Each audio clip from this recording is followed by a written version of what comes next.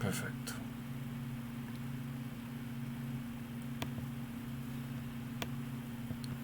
Bueno, vamos a comenzar con la materia de hoy.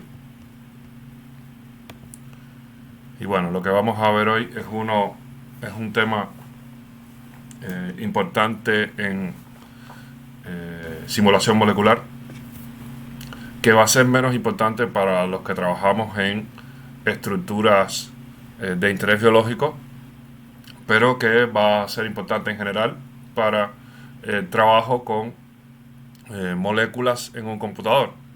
Y se va a tratar de la química cuántica computacional. Vamos a ver que la química cuántica computacional se refiere a cuando nosotros vamos a trabajar con moléculas y nos interesa hacer una caracterización de todos los niveles moleculares. Y con todos los niveles me refiero a los núcleos, pero también me refiero a los electrones. Vamos a ver que nosotros habíamos hablado de la superficie de energía potencial de un sistema y vimos que la superficie de energía potencial del sistema la puedo obtener si yo logro caracterizar todas las diferentes conformaciones que podría tener un sistema molecular. Eso quiere decir que yo tendría un valor de energía por cada conformación que pueda adoptar un sistema, y la superficie de energía potencial sería la sábana que va a abarcar todos esos valores de energía. Dentro de esos valores de energía me interesan aquellos que sean mínimos, y los que menos me van a interesar son aquellos que sean máximos, ya que aquellos que sean mínimos son los que yo voy a poder encontrar realmente en la naturaleza. Sin embargo, tener una caracterización de la superficie de energía potencial del sistema me permite conocer sobre cómo funciona la dinámica de un sistema molecular.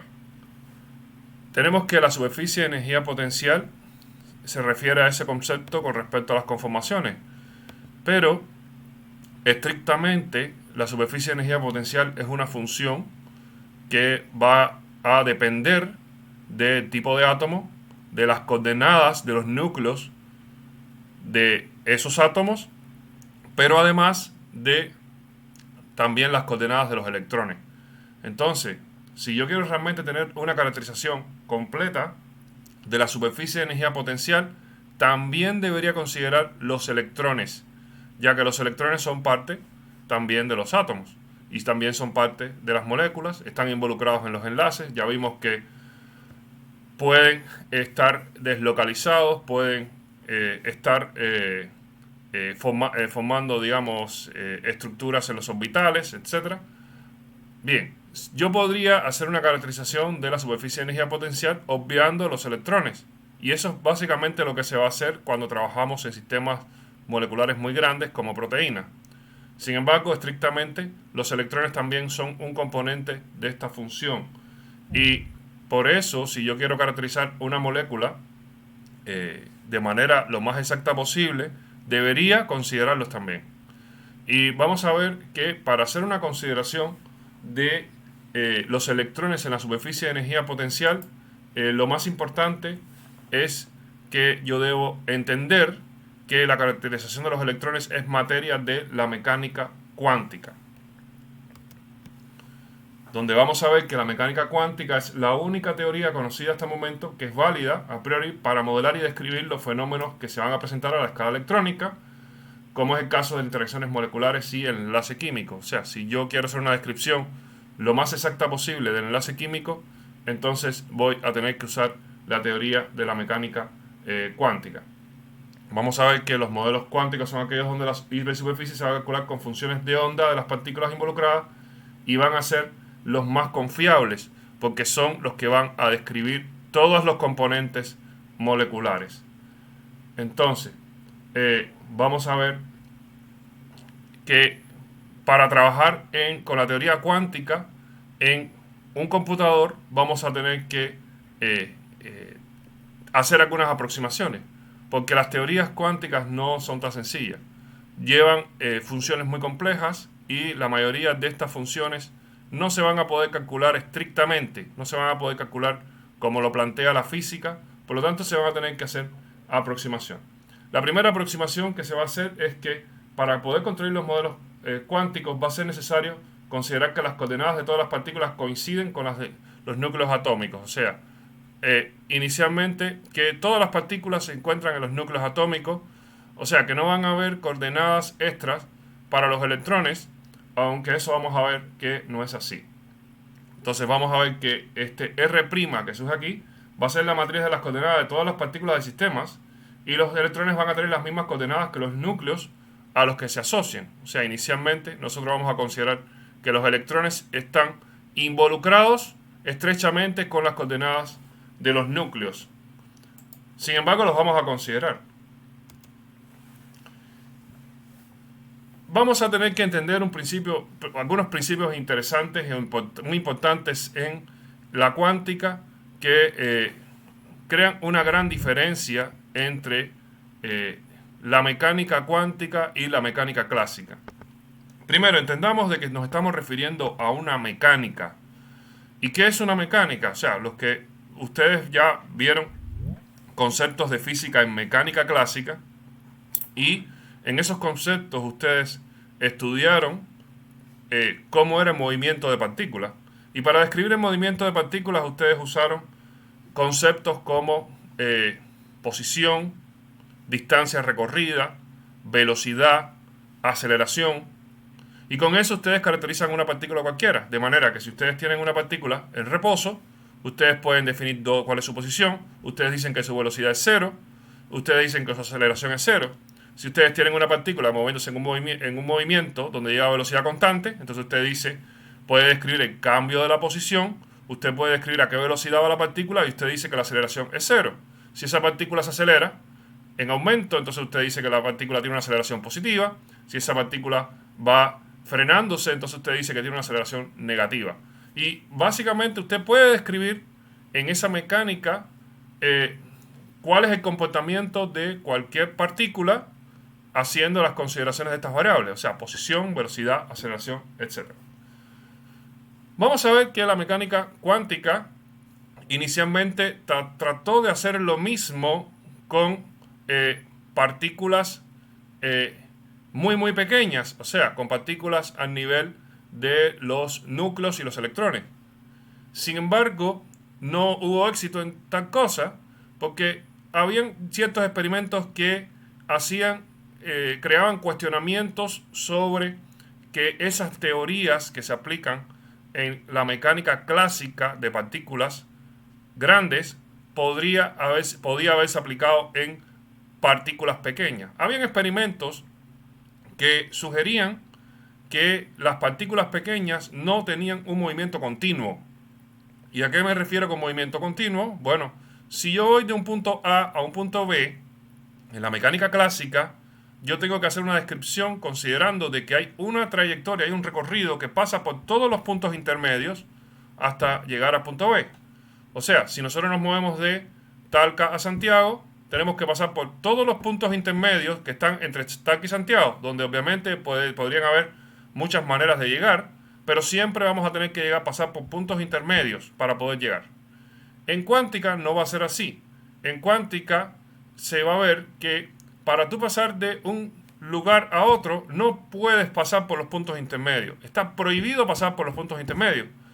O sea, el movimiento no es continuo, el movimiento es discreto. O también se dice que el movimiento es cuantizado, ya que cuántico lo que significa es que es algo discontinuo. Cuando uno se refiere a mecánica cuántica, justamente se está refiriendo a que es la mecánica de los movimientos discontinuos que van a tener partículas muy pequeñas. O sea, eso se va a cumplir solamente para partículas muy pequeñas y cuando extrapolamos la masa, o sea, cuando aumentamos la masa de estas partículas, entonces vamos a ver que vamos a obtener las mismas teorías que ya conocíamos que involucran a posición, velocidad, aceleración, etc. Ahora, partiendo, la cuántica ya va a tener una limitación, que es la limitación de que no todas las posiciones son permitidas. Pero está el principio de incertidumbre de Heisenberg que crea otra restricción a la cuántica. El principio de incertidumbre de Heisenberg dice que el producto de las incertidumbres de la posición, que está dada por Q, y el momento P, donde tenemos que recordar que P es igual a masa por velocidad, o sea, esto se refiere a posición, esto se refiere a velocidad, o sea, el producto de la incertidumbre de la posición por el momento P, que es masa por velocidad de una partícula, va a ser del orden de la constante de Planck, y la constante de Planck va a tener un valor muy pequeño, h, igual a 6,6 por 10 a la menos 34 Joule segundo. Vamos a ver entonces qué se va a significar esto. Bueno, lo que va a significar esto es que si yo tengo una incertidumbre muy pequeña en Q, por ejemplo, para poder compensar este valor voy a tener que tener una incertidumbre muy grande en P. Y si yo tengo una incertidumbre muy pequeña en P, entonces para compensar y llegar a este valor voy a tener que tener una incertidumbre muy grande en Q. ¿Y a qué me refiero con eso? Cuando me refiero a incertidumbres me refiero a el desconocimiento de una variable. O sea, si yo conozco con precisión Q, o sea, que es la posición, entonces yo no voy a conocer con precisión P, que se refiere a la cantidad de movimiento o velocidad. ¿Ok? No es exactamente la velocidad, sino es la masa por la velocidad. Pero incluye a la velocidad. Entonces, si yo conozco de manera precisa la posición, no conozco de manera precisa la cantidad de movimiento que involucra la velocidad. Y si yo conozco de manera precisa la velocidad, la cantidad de movimiento que involucra la velocidad, entonces no voy a poder conocer de manera precisa la posición. ¿Qué quiere decir eso? Bueno, eso es como que nosotros podemos describir la posición de una partícula. Podríamos, por ejemplo, describir la posición de un auto, pero no podríamos describir la velocidad que lleva ese auto. O que podamos describir la velocidad del auto, pero no podríamos describir la posición donde está ese auto. Eso en la mecánica clásica obviamente no es así. En la mecánica clásica nosotros podemos describir ambas variables. Sin embargo, en la cuántica, el principio de incertidumbre de Heisenberg ya nos indica que no es posible describir estas dos variables a la vez. Si yo describo una con precisión, entonces desconozco completamente cuánto vale la otra. Por lo tanto, no es práctico hacer descripciones de posición y velocidad a nivel de mecánica cuántica. Nosotros no vamos a poder hacer una descripción exacta de las variables que comúnmente se usan para la mecánica clásica en la mecánica cuántica.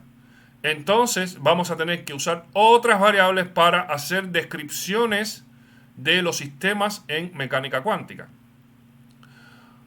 Para esto, entonces, se enuncia lo siguiente. Cualquier sistema físico está completamente descrito por una función llamada función de onda o vector de estado que depende de las coordenadas generalizadas y el tiempo. O sea, para yo poder hacer una descripción de la situación de una partícula a un nivel cuántico, entonces lo que yo hago es definir algo que se llama la función de onda. Y esta función de onda va a ser función de las posiciones de cada una de las partículas. Si yo tengo un sistema formado por n partículas, entonces la función de onda va a tener las posiciones de la partícula 1, partícula 2, partícula 3, 4, 5 hasta la partícula n. Y además va a ser función del tiempo. O sea, las partículas y el tiempo en que evolucionan esas partículas.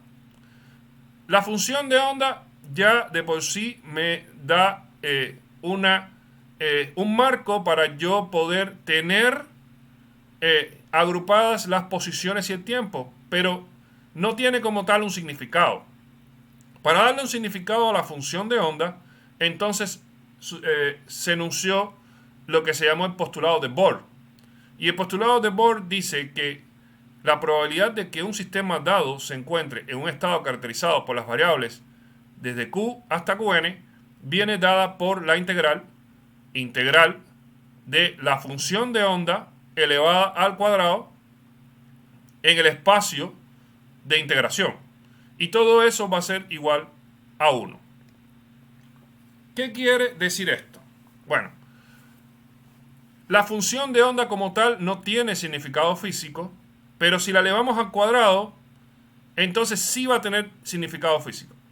El significado físico va a ser que la integral de esa función al cuadrado en todo el espacio de integración va a ser igual a 1, y eso va a querer decir que si yo tengo la función de onda y la elevo al cuadrado, me va a dar un espacio, y en ese espacio entonces voy a tener comprendida todas las partículas que son parte de la función de onda, con una probabilidad de 1. Quiere decir que van a estar en ese espacio sí o sí.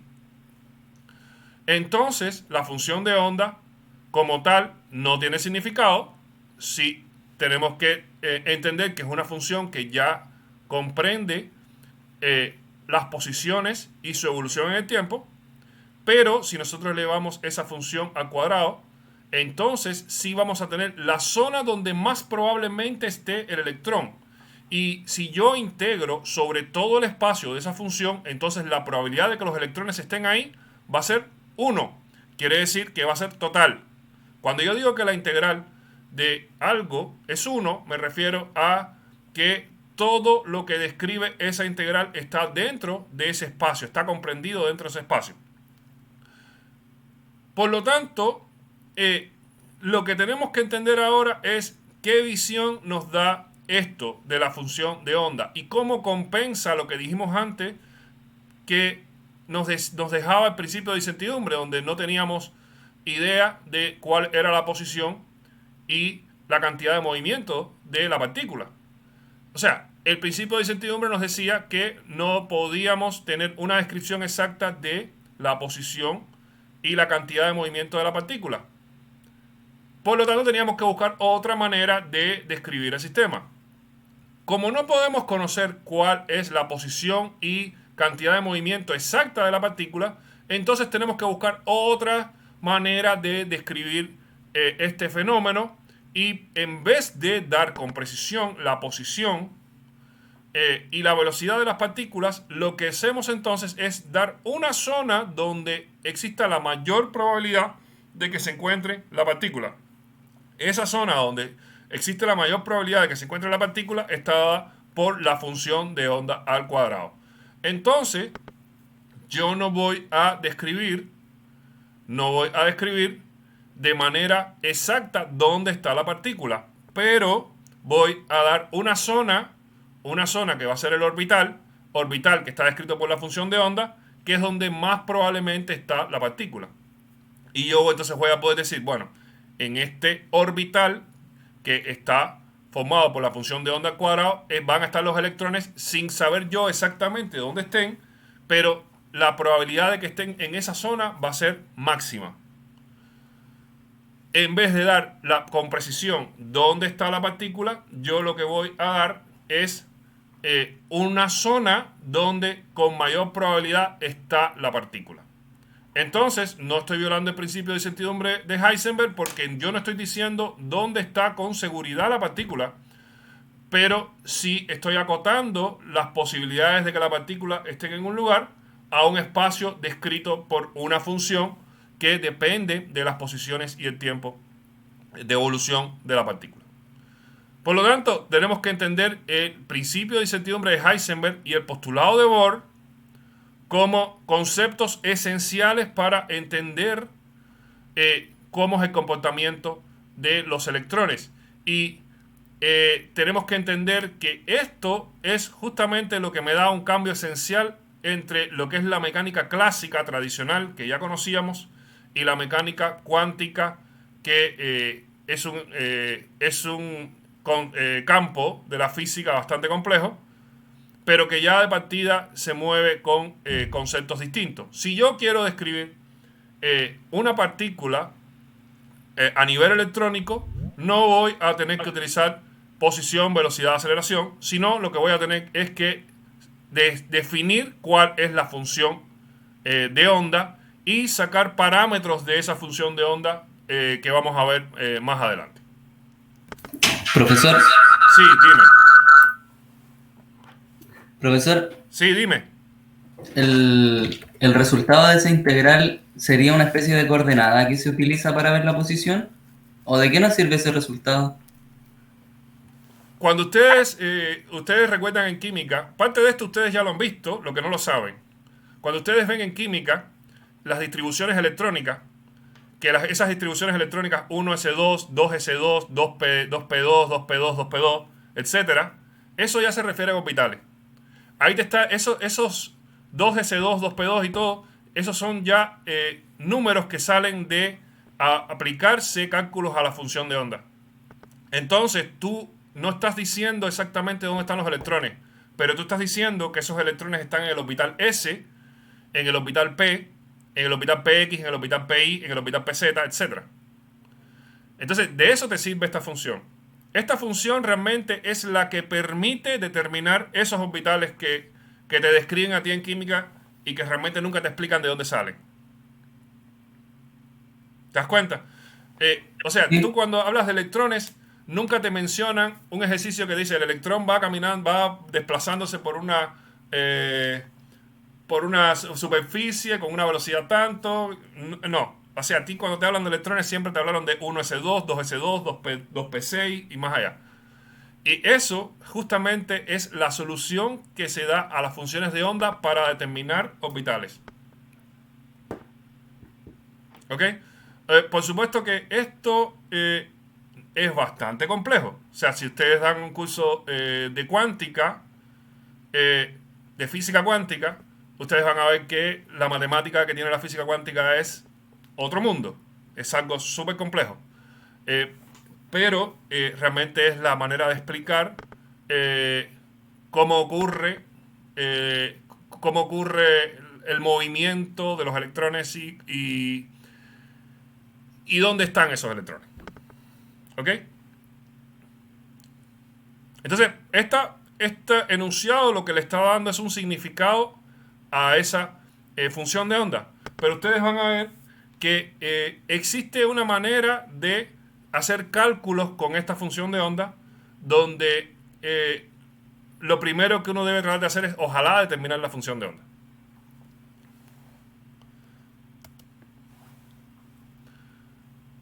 Bueno, eh,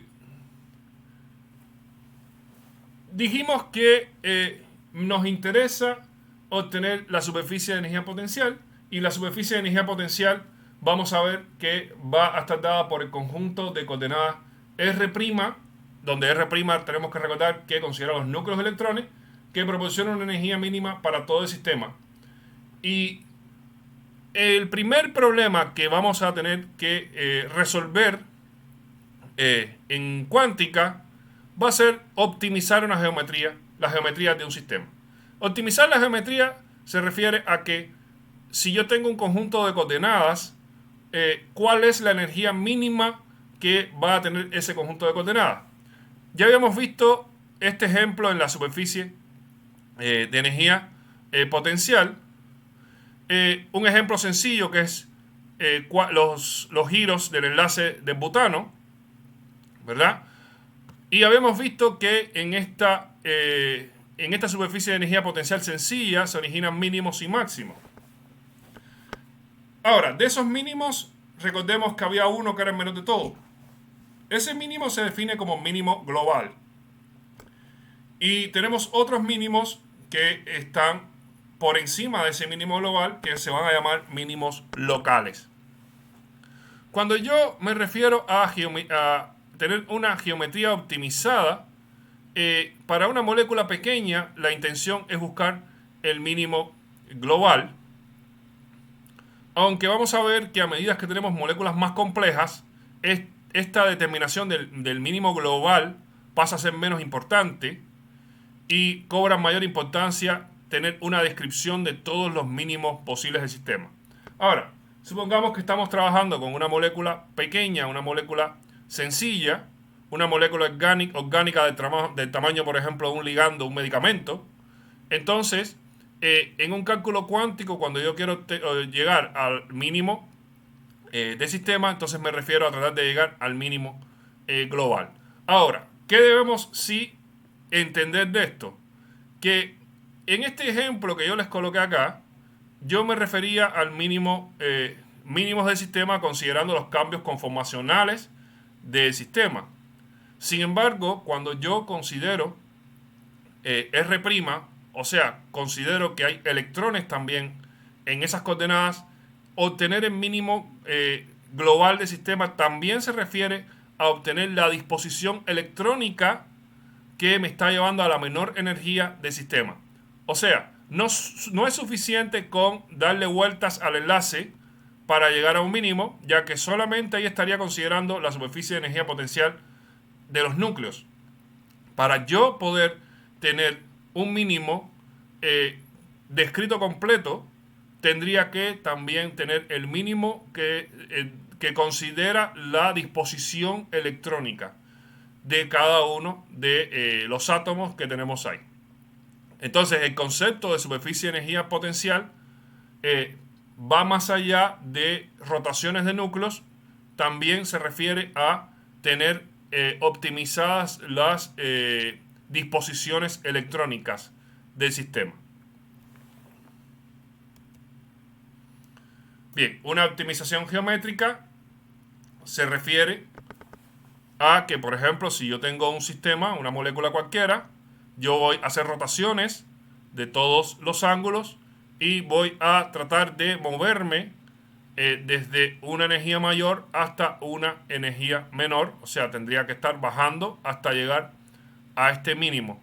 Ahora, nuevamente recordar que esto se refiere no solamente a ese mínimo de los núcleos, sino también a que exista una disposición electrónica de manera que también se llegó a un mínimo. Por lo tanto, si yo quiero hacer una optimización geométrica más exacta, voy a tener que usar teorías cuánticas y con las teorías cuánticas entonces voy a poder responder cuál es el mínimo de la función de manera más exacta.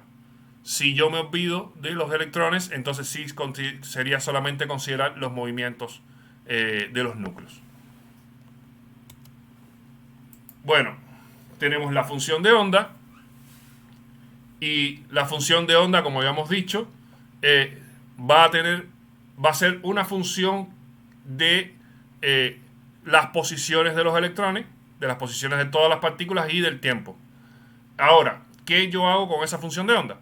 ¿Cómo yo puedo obtener algo con esa función de onda que tiene esa información que ya sé que si la elevo al cuadrado y la integro, entonces va a ser igual a 1, lo cual quiere decir que yo podría tener una función, que es la función de onda al cuadrado, que me está indicando a mí cuáles son las posiciones atómicas del sistema.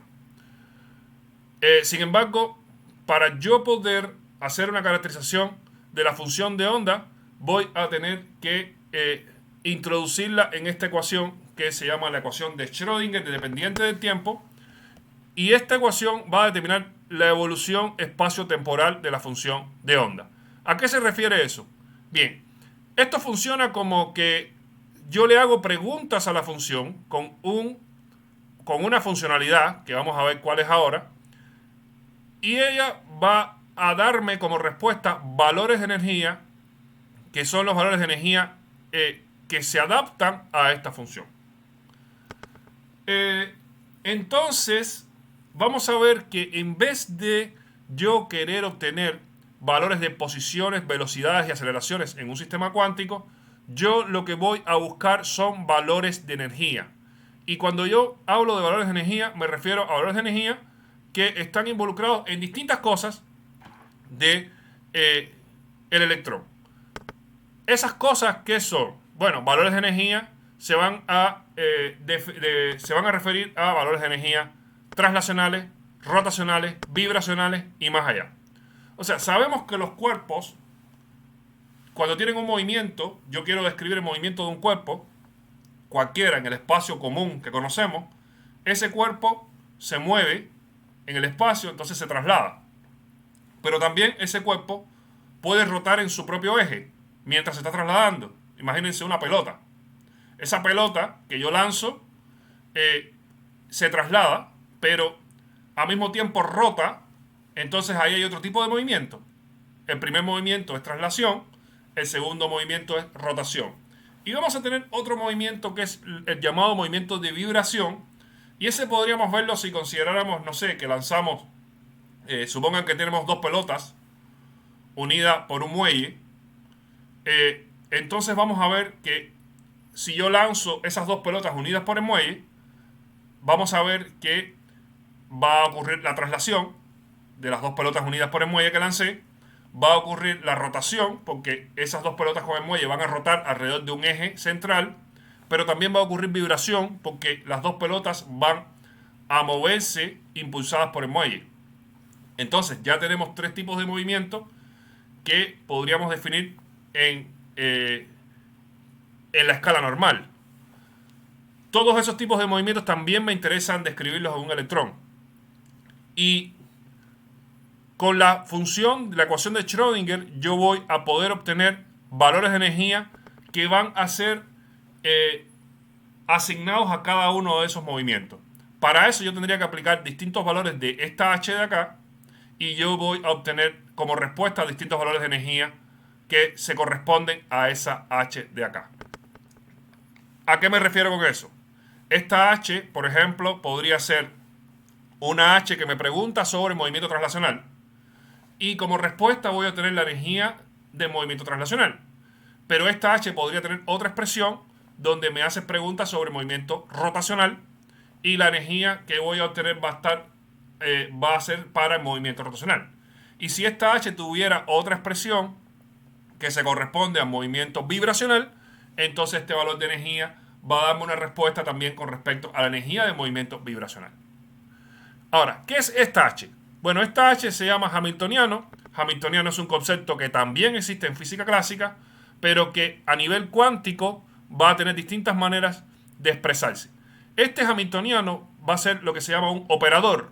El operador lo que hace es que realiza una operación sobre la función y eso me va a dar una respuesta que va a estar dada en el valor de energía. En la ecuación de Schrödinger, yo lo que voy a decir es que el Hamiltoniano se aplica sobre la función y como respuesta obtengo la energía por la función. Pero si el Hamiltoniano tiene una forma determinada, la energía que yo voy a tener va a ser la energía que se corresponde a esa forma determinada. ¿Qué cosa va a tener el Hamiltoniano? Bueno, lo que va a tener el Hamiltoniano son dos términos que nosotros conocemos bien, pero que no conocemos para los sistemas cuánticos.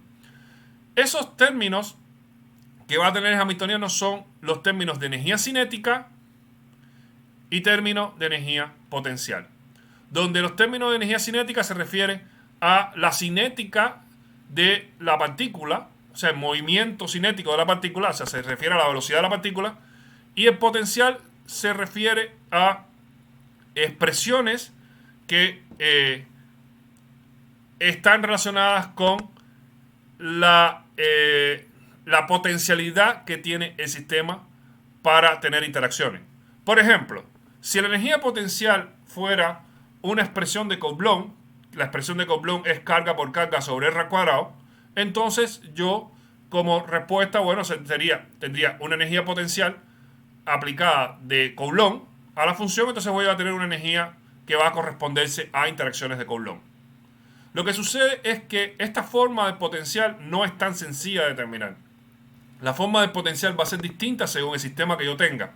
Si yo tengo sistemas sencillos, donde tengo dos partículas interactuando, una positiva y una negativa, entonces el potencial es un potencial sencillo, porque solamente va a considerar las interacciones entre las dos partículas, la partícula 1 con la partícula 2 sobre R al cuadrado y se acabó.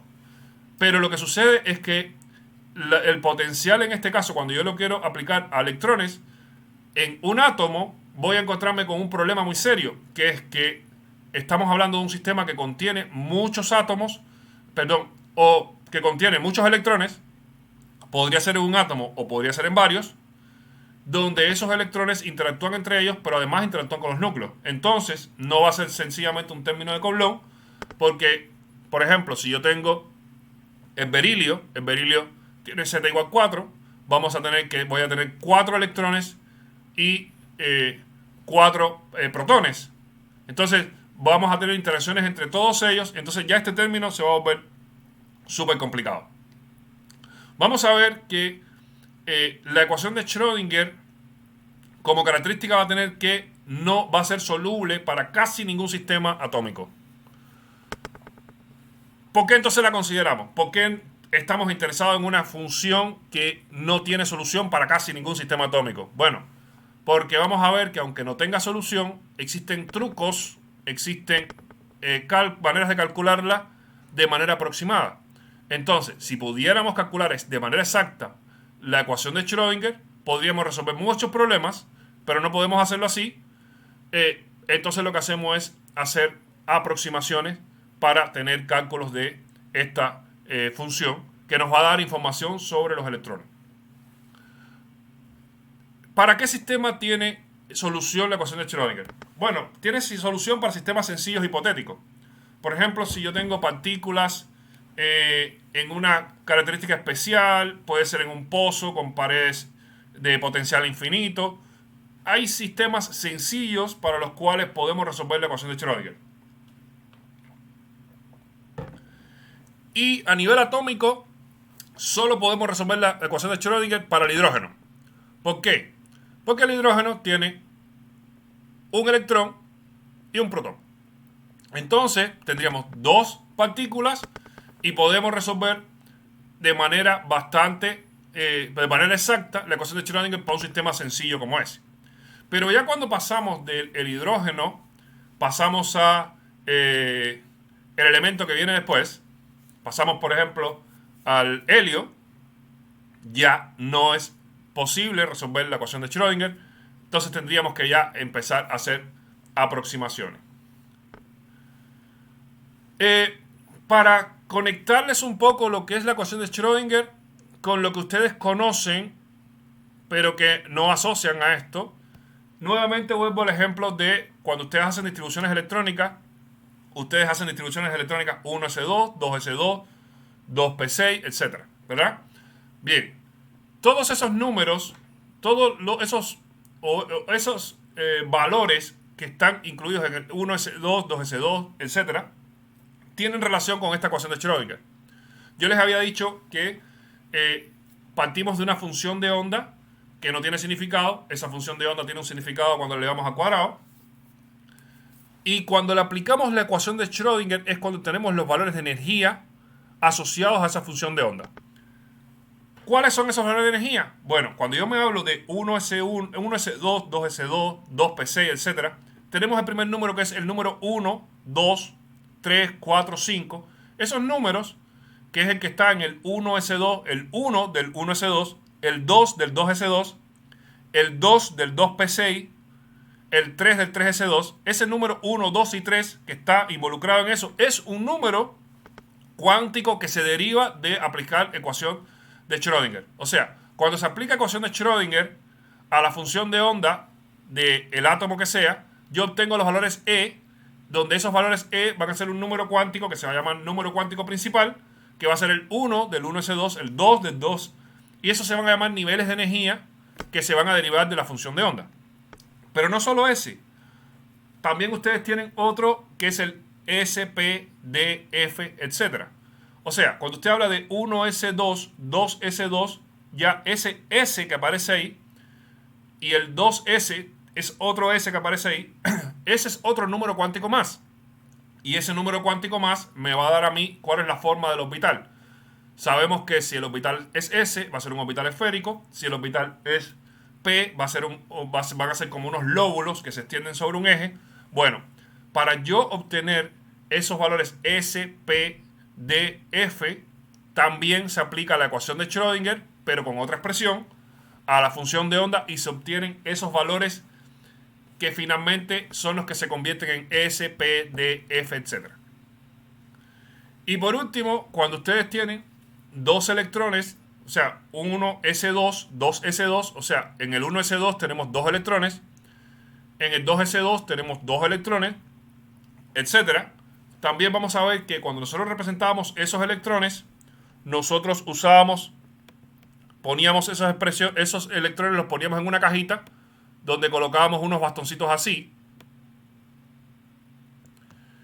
Con eso estábamos indicando que habían dos electrones, donde había uno que tenía un bastoncito hacia arriba y otro que tenía un bastoncito hacia abajo. Bueno, esos bastoncitos lo que representan es que esos dos electrones no son iguales entre ellos, porque uno tiene un spin positivo y el otro tiene un spin negativo. Ese spin es otro número cuántico más que también se obtiene cuando yo uso la ecuación de Schrödinger. O sea, cuando yo aplico el hamiltoniano sobre la función de onda, yo obtengo un número cuántico E que también va a estar asociado a el spin del electrón. Entonces, lo que quiero que entiendan es que la ecuación de Schrödinger es la manera de hacerle preguntas a la función de onda para obtener resultados que van a ser resultados distintos para cada átomo o molécula. O sea, inicialmente yo tengo una función de onda que no tiene significado. Esa función de onda al cuadrado me da el significado de la probabilidad de existencia de los electrones en un espacio determinado. Pero cuando yo aplico la ecuación de Schrödinger a la función de onda, sin elevarla al cuadrado, entonces yo obtengo respuestas que son los números cuánticos, que es la manera de yo ubicar los electrones. Porque si yo quiero caracterizar un electrón determinado, yo no tengo por qué decir qué posición tiene y a qué velocidad va. No, lo que yo digo es que ese orbital está en el nivel 1, en el orbital S, y que tiene un spin positivo. Fíjense que eso es análogo a yo decir en nuestro mundo macromolecular que el auto está en este lugar con tal velocidad y con tal aceleración. En vez de decir eso, al yo caracterizar un electrón, no digo a qué velocidad va ni en qué lugar está, sino lo que digo es que está al nivel 1 de energía, orbital S, y tiene un spin positivo o spin negativo. Entonces, es otra manera de describir al sistema, pero eso es también una manera de describir y se hace a través de aplicar la ecuación de Schrödinger.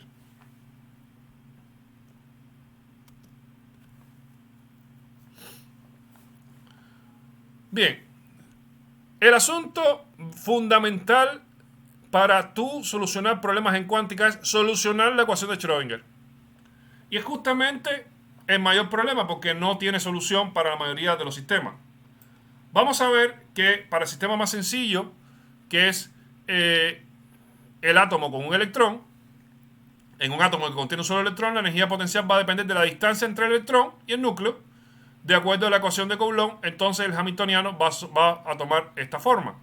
Aquí tenemos el término cinético y aquí tenemos el término de potencial, donde el potencial tenemos que es Z por E al cuadrado. Esto es carga por carga, carga del electrón tenemos carga del electrón por la carga del núcleo sobre 4 pi epsilon r. O sea, esto es un término de Coulomb.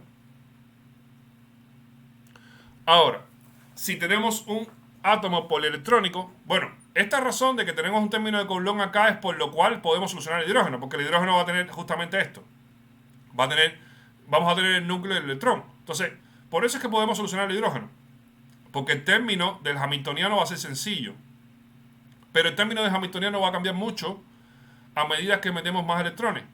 Cuando tenemos un átomo polielectrónico o tenemos moléculas, entonces vamos a tener complicaciones porque ya este término se va a complicar demasiado y no vamos a poder resolverlo ni siquiera para el helio, que es el elemento que viene después del hidrógeno. Entonces tenemos que hacer aproximaciones del sistema. Y vamos a ver que la primera aproximación es algo que ya hablamos previamente, que es la aproximación de Born-Oppenheimer. Y en la aproximación de Born-Oppenheimer lo que hacemos es que desvinculamos a los electrones del núcleo. Recuerden que les expliqué previamente que es como similar a que consideremos el movimiento de una persona con respecto al movimiento de la Tierra o el movimiento de la Tierra con respecto al movimiento de una persona. O sea, como son escalas diferentes, o sea, estamos hablando de que hay una diferencia de masa gigante. Si yo quiero considerar el movimiento de la Tierra, me olvido de que las personas existen porque no afectan nada. Y si yo quiero considerar el movimiento de las personas, me olvido que la Tierra es redonda y que existe, porque eso no lo va a afectar en nada. Entonces, con la aproximación de von Oppenheimer, yo hago algo similar, pero lo que voy a considerar es que hay una escala tan diferente entre electrones y núcleos que yo, para considerar el movimiento de los electrones, me olvido de los núcleos, o para considerar el movimiento de los núcleos, me olvido de los electrones. Entonces, eso es lo primero que vamos a considerar.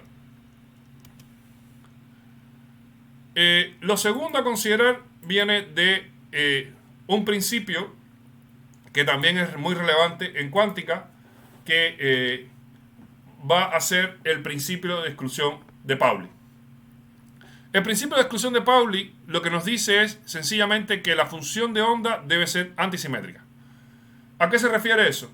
Bueno, lo que se refiere es que todas las partículas que existen en un sistema van a ser todas distintas. Ninguna va a ser igual a la otra. Y eso se comprobó al ver que si yo tenía un sistema, por ejemplo, dos electrones que estén en un mismo orbital a un mismo nivel de energía, van a ser aparentemente iguales. Y con eso me refiero, por ejemplo, a si yo tengo el 1s2 o el 2s2, tenemos dos electrones en el orbital s con nivel 1, o tenemos dos electrones de orbital s con nivel 2. Esos dos electrones que están en el orbital s con nivel 1 van a ser iguales.